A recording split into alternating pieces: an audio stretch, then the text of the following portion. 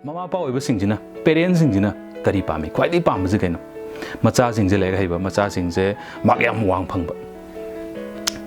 adagi language ta English lon ba haidi English bereng lon ba adagi oja sing da zo haine icha je amtang English lolan biu as mamanabi mamanaba kaya di English lon gre icha je English lolan biu haini adagi mok na adugi nakal murom da satra sing na mukai khali like power pa da mag wang ba Youth Xplore TV gi ngasi gi yamna maru oiba article ama oigadoriba NEP 2020 New Education Policy 2020 sibu yengbiriba khwai punumakpu Santosh Sharma na taram nokchari ngasi gi topic se haudringai da akhoi gi hojik leiriba chanabi haiba tare karam chanabi no tang ai khara haijaramge mama pa oiba singjina parents singjina kari pami khwaidi pambaje kaino macha singje lega haiba macha singje mak yam wang phangba adagi language ta English lon ba haidi English bereng lon ba adagi oja sing da zo haine icha je amtang English lolan biu as mamanaba kaya di English lon gre icha je English lolan biu haini adagi mok na adugi nakal murom da satra sing na mukai khali like pa da mag wang ba kamaina mag wang ga doiba kamdong mag wang ga doiba mai magi kano lei akhoi gi technique jing do season ra ga ba tare adu lei adagi mu marak sida mu school sing gi marak ta private school sing gi marak ta maru oina competition tawnai amaga competition afaba rom da tawriba competition phattaba rom da tawba competition exam gi matam da competition kaya ma tawi karam ba competition ha ba do mayam ju dum loin khangbiram gani adugi he marak sida government school gi satri sing jina he thome position je he lowe samai le aduga si katang nate atopa kaya masu leiri aduga si gi leiriba mayam je akhoi manipur katang dara nate atopa leba kaya dasu tawi aduga Delhi handaki Delhi sida higher secondary habadi +2 10+2 gi khoi gi magi result yam fazai government school ne hena fazai private school dagi 10 gi da su chap manai 12 ki na hena muk ena fazai education da yamna moigi education minister Manish Sisodiya adagi CM Arvind Kejriwal yam kanna yam fajana tawi thab akhoi tawde haba nate akhoi su yam fajana tawri yam fajana chakhana ba tawri adubu financial problem leiba aduga problem mayam lei haitare adubu yengsi hojik ki akoina topic ta lakko matam da union cabinet na Wednesday da National Education Policy 2020 hena approve tawre aduga masina school da amadi higher education system sida ahomba ma purakpa na hai transformational reforms ama purakpa na hai hairiba anauba policy ja anauba akoigi National Education Policy natraga New Education Policy ja sijina karida ahongba purakadoino hanagi policy karamba policy no matamda sahi kuntra ga mari 34 years sindana lakraba National Policy on Education NPE 1986 sa sije singa doin adumaina nsaigi karam kanda haba matamda 29 July haugiba Wednesday numitida Union Minister Information and Broadcasting gi Prakash Javadekar khangjan biu dum aduga Human Resource Development ki oina koi gi Minister oibiriba Ramesh Pokhriyal makoi ani na announce tawbani aduga muk akoina mamang da mu yeng matam da hana phana kuire koi gi Human Resource Development ki website ta sigi NEP se dum lei hapaga leiba draft tawraga direct chatti chanadri karigino matam da draft tawra thamaga suggestion pirakpa mi jingina si tawraga di sin hena fani gana haibirakpa mayam do tabi ga doini kanana ta ga doino lengak na ta ga doini kaigino matam da it is democracy obni ka dawi akoi gi kholau akoi na hek haiba singje tabi ga doini adu tan abgi damak thambi ya ko adumai na khar khena sema ga tawrai ni aduna yengsi makha tana khwai maru oiba akhoi gi leiriba Laiba new Education policy से सिदैसिदा ख्वाइ मरु ओइरिसे अखोइगी National Education policy की ख्वाइदगी मरु ओइबा अदुगुम्बा system ने करी system ने मतमदा 5+3+3+4 है करीनो है मतमदा stage मरी थोना खाइदुई highway staging जे करी करी नो मतमदा अहानबदा foundational years of age group द लाइफ फाउंडेशनल पीरियड है बतारे अदुई मतुंगदा प्रिपरेटरी अदुगी मतुंगदा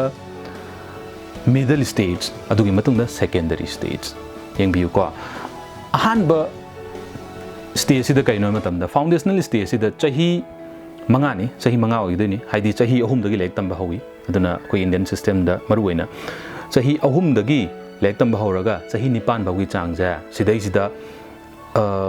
मरुओइना नैनगदुइसे अखोइना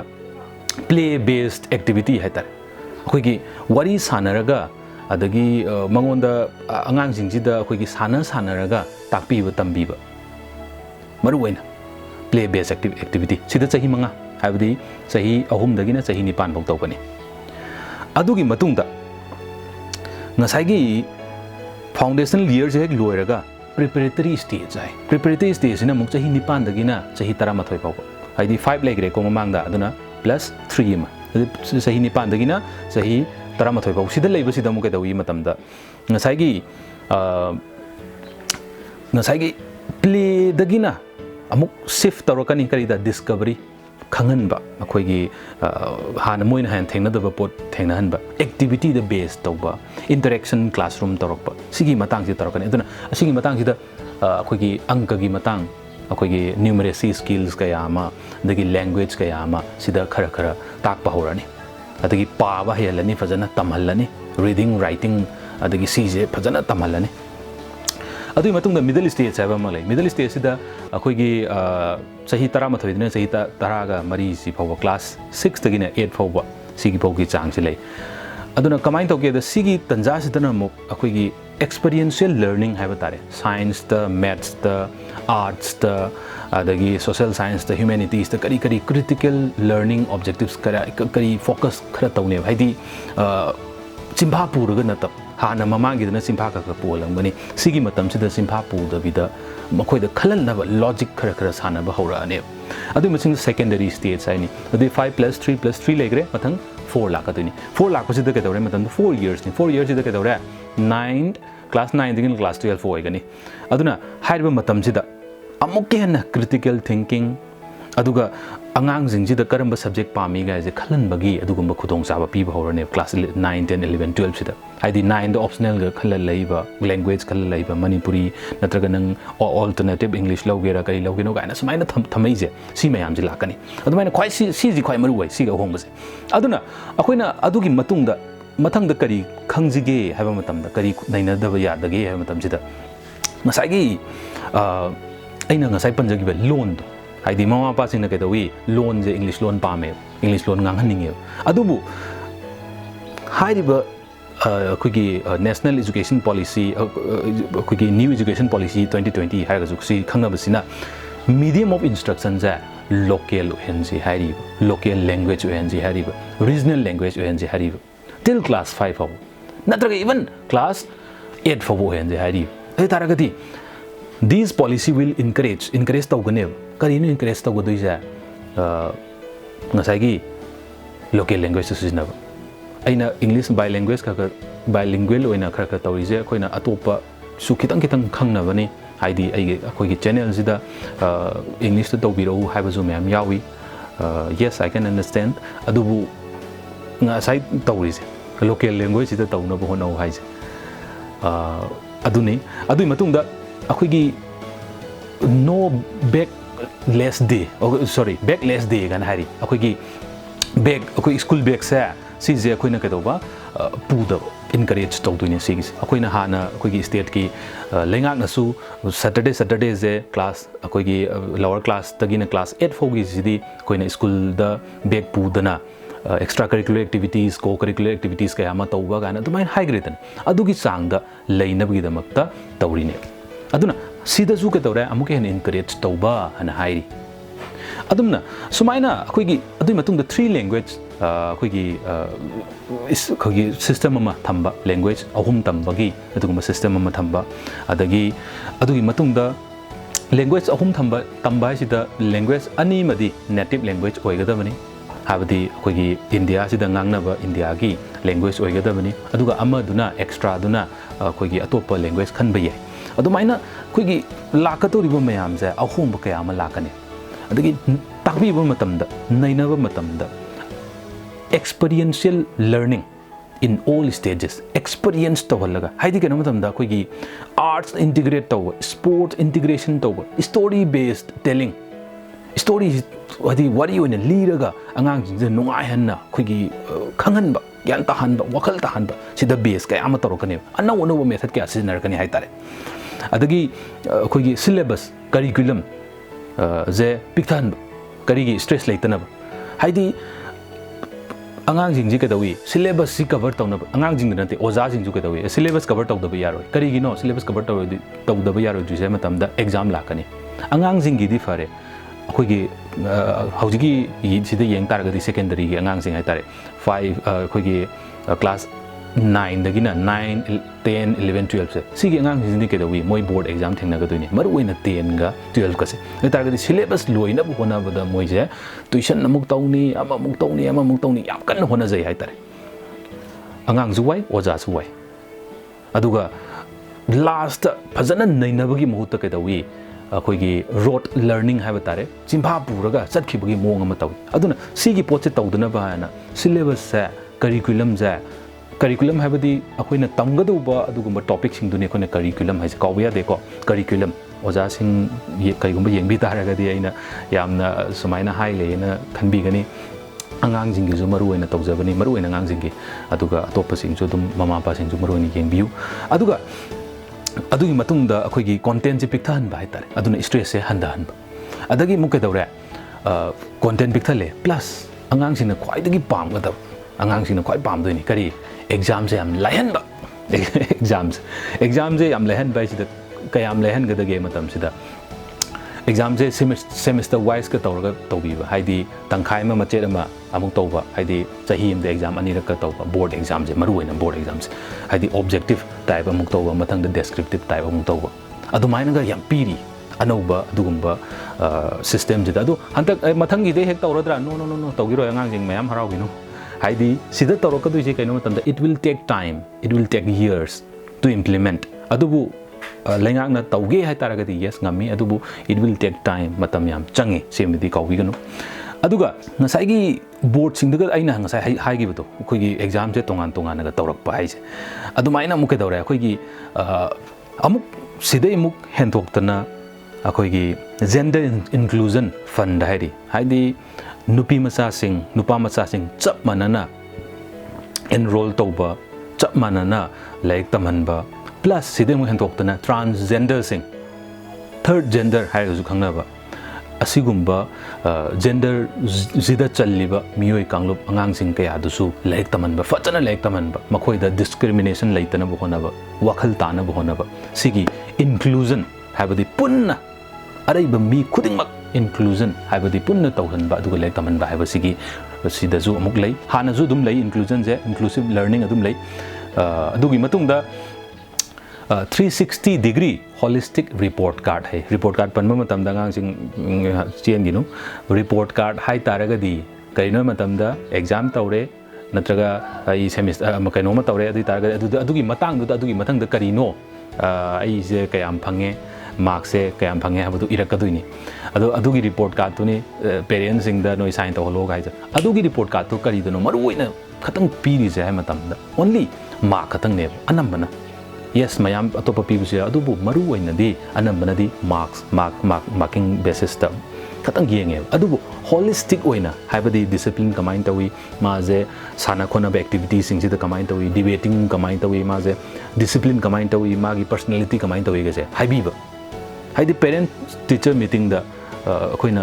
nang na janu pa do isai padan sak ba hi ga je pa khai roi nang na janu pa do football ma'am sana ba hi ga je pa khai roi yes haibiba ma'am le khangbiba ma'am le adu na taba maru oina generally o yengma matam da di kari do ni yenge matam da mark ting khatang yenge adu poto to one हंदक्ति के तौरनी अतोप अतोप varieties of मागी हेक हाइरिबो ma'am दो अदुदा मान ए सी मतंग से नोय अंगांग सी हाइने सिदा इन नब तौसिने माजे football हाइने माजे इसे सकबा हाइने हैबजे अदुदा अदुदासु इन नब तौकने याय को तौरी वरिजे अदुई मतुंगदा सीना मु कोडिंग याम पाम्बा कोई सॉफ्टवेयर के पाम्बो गेम अदुदा न मैम लेरिदना अदु क्लास 6 तगी होरगा कोडिंग तमनगने क्लास 6 तगी होरगा पाम्बा अंगांग सिंग कोडिंग तमनगनी अदगी एप डेवलपिंग करी करा तमनगनी वोकेशनल तमनगनी वोकेशनल से करी करी याव कने मतमदा अखोइना अखोइगी कार्पेंट्री गुम्बा पॉटरी गुम्बा उ सुबा अदगी कइनो उ सुबा दि यस तमनगदुइनी उ सुग्रो हाबा नते तमन भाबने मागी एनर्जी मैम दो पॉजिटिविटी सिजनबा अदुगा प्लस अंगांग दुना करी पामे दो तौर तौर खंगकतोइनी एक्सप्लोर तौर खंगकतोइ अदुमाइना लई अदु अनो अनोबा अखोइगी कयाम लेरी मयाम से तौरनब होनब मतमदा अखोइगी पैसा याम चंगने it will need a lot of funds दे तारगदी अनोबा एजुकेशन सेक्टर सिदा करी हाइगे मतमदा पॉलिसी सिना अनोबा पॉलिसी सिना करी हाइगे मतमदा हानगी इंडिया की GDP global gross domestic product से सीजीदगी 6% टी हौजिक एजुकेशन थादरनी हाना थादरमीजे 1.7% दगिना 3% 3.45 सिगी परसेंट से खतने अदुबो यौरकदुजे करा यौरकनेबा 6% भोगी चांग यौरकने हेदी पैसा दो हेंकलकदुइनी पैसा थादबजे अदुबो हाइरी अदुगा मुक अजिके राज्यसभा के एमपी सुब्रमण्यम स्वामी ने सुमाय हाई 6% दा सुमायना तौरनी हाबजे याम फै तारगदी आई एक्सेप्ट अदुगा आई वेलकम ना हाइरी मसिगी पॉलिसी जे अदुमायना हाई अदुबो अफबा अमदी अनि तोरको मतमदा सी मतंग से खितंग सोइबा माली सी मतंग से खितंग वाटबा माली ना हाइबा से दुम यावनी अदुना कैदौनी मतमदा हाइबा याम प्लान याम फसे हाय कनान हाइगे मतमदा KR श्याम सुंदराइस प्रोफेसर नि माजे एक्सेलराइ जमशेदपुर अखोइगी MBA कैका तौबम अदुगी जमशेदपुर गी अदुगुम्बा प्रोफेसर मना कमाय हाइगे मतमदा प्लान याम चावी अदु तारगदी इंफ्रास्ट्रक्चर याम चंगनी याइको अदुना अखोइना खंगदबजे इंफ्रास्ट्रक्चर दुना ngसाइगी लाकदबा अहोंबा मयाम दो पुन्न पुरकदुइने हाइदि अइना एजुकेशन सिस्टम ऑनलाइन की तौरगेन खलसी अंगांगजिंग मयाम अमदी ऑनलाइन की अखोइगी फोन लेतबा स्मार्टफोन लेतबा इंटरनेट लेतबा मयाम लेरी अदुगी कांबुदुदी अदुगी अंगांगसिंग दुदी कमाय तौतारे ए तारगदी मोइदी ले ताकपा फंगरोय मोइदा यौररोय अदु तारगदी डिस्क्रिमिनेशन नत्रो अदुगुम्बा कयामसु लेरी अदु तारगदी पुन्नगी ओइना करिनो तोहलकतोइस मखोइगिदी कमाय तौबनी अइना जि ngang तादब कयामसु याउदुइने ताबा फंगदब अदु तारगदी we should be thinking about inclusivity inclusive से पतना तौदब यादे अदुना नसाइगी तौरकदुरबा मयाम जे पैसा मयाम चंगने अदुबो संगदुरु पैसा तो नसाइ करी हाइग्रे 1.6% ले GDP खतंग सिजनरमदुगी 6% लाकने हाबने फनाम याम हेंकलकदुरी अदु तारगदी ए मदुना कोनरोइद्रने कोनरोय करिगिनो मतमदा सिगी GDP की 6% जे इंडिया की एजुकेशन सिस्टम द थादब हाइबचदी थाइना 1964 दा कोथारी कमीशन दा हाइग्रब वाने हौजिक 2020 दा हौजिक खतंग सनरप वाने सिदा हाइस अइना हाइबना तेको it's already written in data Business Standard के आर्टिकल यावरी अदु तारगदी लेरिबो मोंग जे अखोइना 55 इयर्स की ममांग दा हाइदि 1964 55 years की ममांग द लौगिबा पोत तो हौजिक 2020 द खतंग मंगफाउनरी नतारगदी पैसा जे नत्रग इन्वेस्टमेंट जे कोनरोय हाइबसनी मी खरना हाइस अकंग hi खरना स्कॉलर खरना हाइस अदुना करिगुम्बा अखोइना स्टेट ता अदगी अखोइना लेरिबा तौगदरिबा एजुकेशन सिदा अखोइना स्टेट अमदि सेंटर दा खतंग ngamgani moina khatang piraga ngamgani habagi wakhanda leitaragadi dudi sungam ngam moisini kaigino matamda it will need more investment leitaragadi investment do karai dagi lakatoi investment ja atoba private sector dagi su akoina yenga dongne leitaragadi paisa lakaduri mayam ja paisa changakaduri mayam ja NEP di chanarani hai NEP chanaba matamda